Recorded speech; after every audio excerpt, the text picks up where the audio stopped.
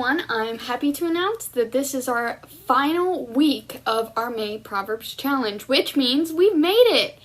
This is super awesome. An activity that we'll hopefully keep doing in the future because I think I've learned a lot personally, and I hope you guys have been following along in the readings and learning some more stuff too. So, last week's drawing prompt was about a shield, which I really liked that prompt, and I drew 2 examples on the sheet. And this week we got one from Carol, and it's actually in the shape of a shield, and she wrote a bunch of names of God around it, and she used the verse Psalms 33:20, which says, "We wait in hope for the Lord. He is our help and our shield," which is a great tie-in to our Proverbs verse. So she thought of another verse in the Bible and tied it in with our weekly reading, which I thought was really awesome. So thank you, Carol. That was the only submission we got. So this week I decided I'm not going to be doing a drawing prompt this week. I'll be doing a full-on drawing to share with you guys next week. So if you want to see that, tune in for our last session next week. I hope you guys keep reading and encourage one another to follow along daily, because this is a really awesome exercise that, like I said, I've learned a lot, and I hope you have too. So have a great week. Don't forget to read Proverbs. If you want more of this stuff, let us know, because we are happy to keep doing that as long as we're apart. So have a great week. See y'all later. Bye. Good morning, Northwest, and thank you, Anna, for that great intro. We appreciate seeing you again. And Terry, good morning. Guess what? Today is our last day in Proverbs. What? Today's our last day in Proverbs, Aaron. Today is, it's May 31st. Wow, 31st day of May, 31st proverb. You're right. Yes, good. I'm glad. Yeah, it's been a pretty incredible journey, and I hope everyone has enjoyed it as much as we have and actually have learned something along the way. So, Terry, what have you learned? Have you learned something?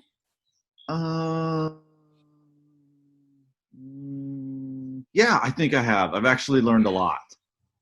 Oh, thank goodness. Otherwise, we're going to have to do this again. You know, and I must give a shout out to a few people. First of all, Carol McCollum, who daily posted on our Facebook page when she had completed the reading. So we really, really appreciate that. And also Linda Delgado, as she posted that she finished reading through Proverbs already. So great job, Linda. And we really do appreciate your ladies' involvement and the many postings that you did provide us as we went through Proverbs. And so well done. And I'm sure that many of you, hopefully, will be finishing Proverbs today, since it is May 31st, and we are on chapter 31. Yeah, so let's finish well. Yeah, absolutely. You know, it's been really, like you mentioned, Aaron, it's been really gratifying to see people like Linda and Carol post every day, and the comments that people make and the feedback they've given and the likes, and how everybody's actually at least seen some of the stuff that we posted. It's nice to see the activities, the things that Anna did. It's really been a great study for me. So hopefully everyone's gotten a lot out of it also. Yes, absolutely. So Terry, I think I started last week. So why don't you go first today? Is that okay? What? You're letting me go first this time? I am. You prepared for that? I will take it.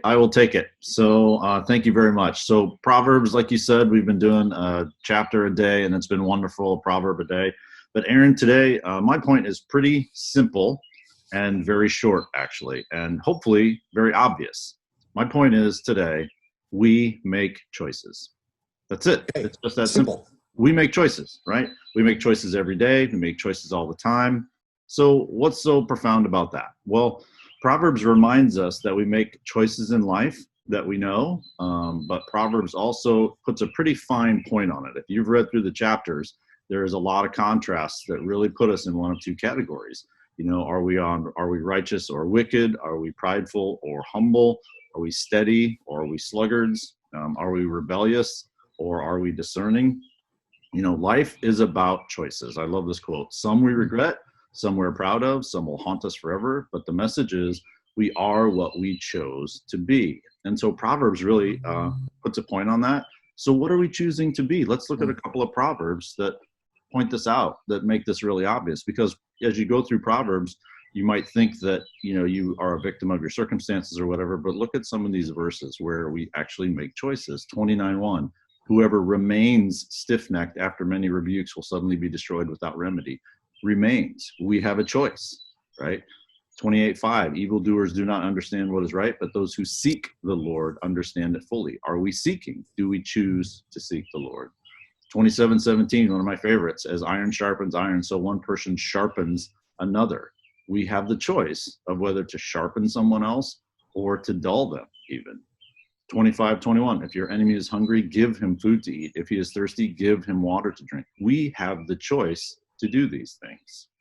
Yeah, it's a very active choice, it sounds like. We get to get involved in our wisdom learning. It comes from God, but it needs us to be plugged into the process. Absolutely. You're exactly right. The way we live and the way we represent Christ, this is about the choices that we make. We don't always acknowledge that.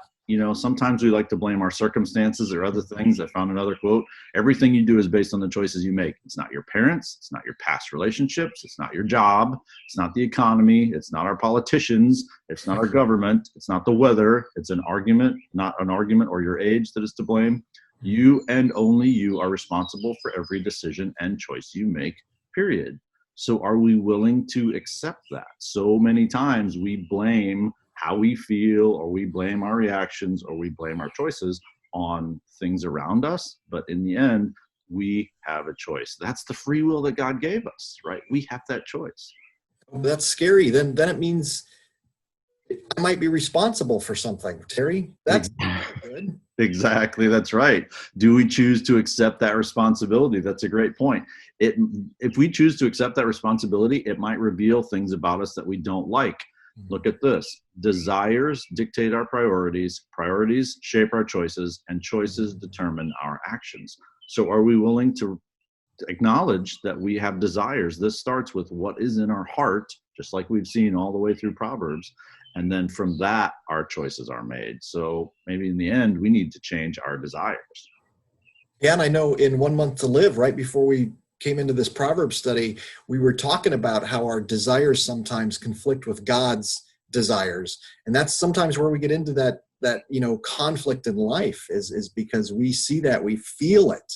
And this is a great tie-in to, really where we left off in 1 Month to Live before we jumped into Proverbs. Absolutely. Absolutely. And one of the wonderful things about this is, as we think about our choices, Nelson Mandela says, may your choices reflect your hopes, not your fears. And so many times our choices are based on fear, right? Earthly fear. Sometimes it's just the lesser of two evils. But are we really focused on hope?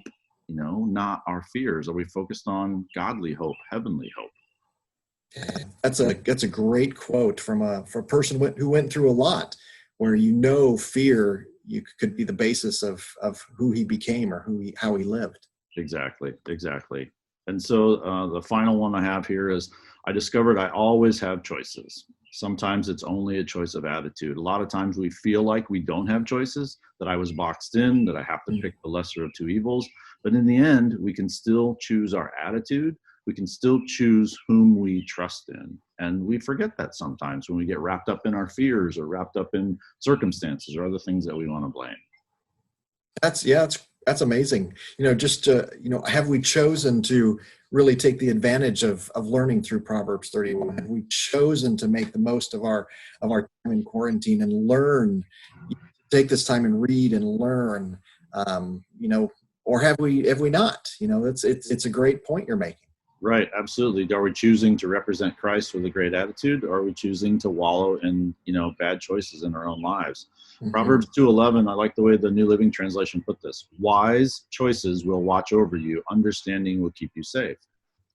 It's as simple as that, right? We need to make wise choices, and Proverbs shows us so many ways to do that. I think, like we said last week or the week before, every life circumstance is covered in Proverbs. You can find it in there. Read Proverbs. Not every month has 31 days, but you can still read a proverb a day every day if you would like, if you want to be reminded, if you really want to get great at this stuff. Absolutely. That's really interesting. This was a wise choice to pick this one this week. Thanks, Aaron. I liked it a lot. But here's my question. I want to leave everyone with this. we've been through Proverbs the last 31 days. Hopefully everybody's been following along. They've done a proverb a day. They've studied, they've reflected. But what choices are we making now that we were making differently before? How are we different after we've studied Proverbs? That's my question. That's all I have to say about that. Yeah, that's a great question. Really, how are we going to live differently? Exactly. So Aaron, that's been, we've talked about this, through classes. That's really a lot of times what we want people to come away with is how are we going to apply what we've been talking about differently in our life to make another step, towards being like Christ. Absolutely. So Aaron, what did you get out of this last week? Oh, I don't think I got as much as you did, because that was really great. But I'm gonna focus on a topic this week with a very memorable verse, and that verse is chapter 26, verse 11. Like a dog that returns to his vomit is a fool who repeats his folly. So what imagery, it's disgusting, it's unthinkable, yet it makes a great point. Are we repeating our disgusting mistakes? Mm-hmm.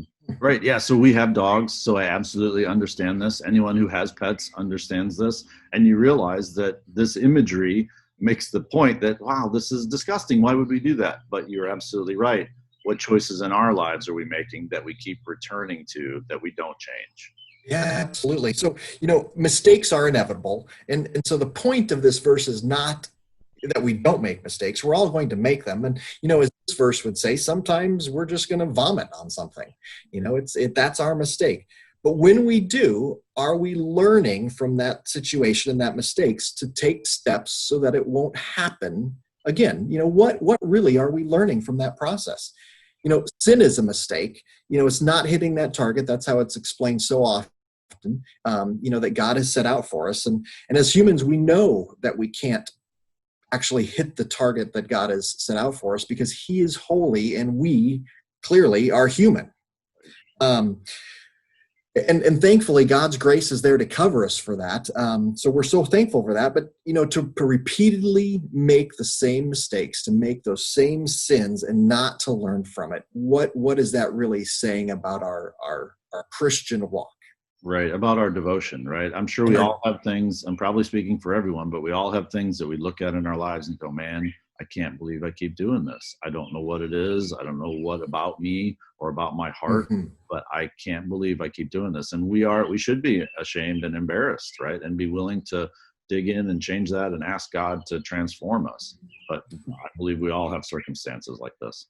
Yes, and when we stop looking for the opportunity to learn and to change is really, and as this verse would say, and much of Proverbs says, is that's when he clearly calls us the fool. And Proverbs has so much to say about the fool, and I don't think we want to be there. Right. I really don't want to. I don't want to be that fool. And this is another great way to say this is don't return to which you've been delivered. Right. If you've been delivered something, let's move on and not stay there. Mm-hmm. So important. Yeah, I think Chip Ingram has said that several times in a lot of the different studies that we've done is you have been delivered from this. Why are you trapped in this? God has gotten you out of this. Why are you still here? Why do you keep returning to it? That's a great reminder. Yeah, and a lot of times do we really truly believe we've been delivered? Right. If we truly believe that, I think we would live differently. Absolutely. We would make different choices. Right. We would make different choices. Nice tie back. Right. Yeah. So I heard something on WCIC this week that, kind of resonated with my thought. And it was the DJ as he was driving into work that day. And he was behind someone at a light. And when the light turned green, the person didn't go. Normally, he said he's an impatient person. He would have started honking, but he didn't this day. But soon, multiple people around him were honking as well. And he was deciding, as he was about to pull out and pull around the person directly in front of him, that's when he noticed the reason why the person hadn't started, as the emergency vehicles came barreling through the intersection. Whatever reason, he couldn't see them or couldn't hear them up to that point. Right.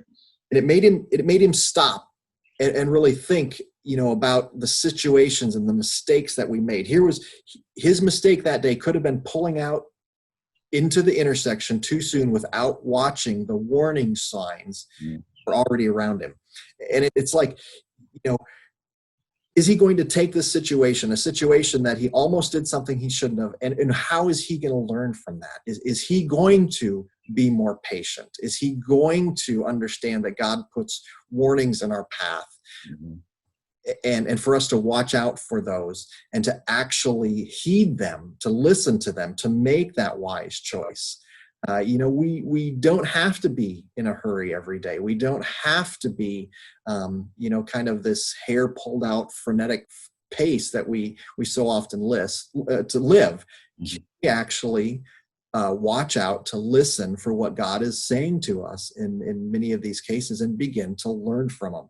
And it's just kind of like the verse is if he doesn't learn about being patient and a warning that was right there to keep him from danger, will we learn? Or will we be like that dog that continues to return to its vomit? It's that question that he was talking about, this week, that he had a direct experience, and was he going to learn from it? Absolutely, right. He had a choice to go back and return to maybe a pattern of anger in traffic. I don't know if anybody else has that problem, but that's something that he had struggled with maybe. And like you had said, he would have honked or gotten angry or whatever. Well, he had a choice, a fork in the road, to decide, am I going to continue to do the things that I've always done, or am I going to be transformed and do something different this time? It only takes one time, right? One time to make a different choice. And then now we're on a different path altogether. And because we've made that choice differently, we get to see the benefits of that. We get to see the great results of that. Absolutely. Make that wise choice. Absolutely. Absolutely. That's a great point, Aaron. Thank you very much for that. That's fantastic. Yeah. And Terry, it was great to see you on this beautiful morning as we finish up Proverbs. And folks, we'll wrap it up next week in Proverbs. So you really only have to read Proverbs 31 this week, but we will do a wrap up next week. And you hope we've all enjoyed this and learned from it, and can take new steps about making the right choice. Absolutely. We look forward to it. Next week will be all the fanfare and fun. So tune in. Fanfare and fun. Fanfare and fun. That's exciting. I'm looking forward to it then. Excellent. Thanks, Aaron. Very good. Thanks, Terry. Have a great next time. Bye-bye. Bye.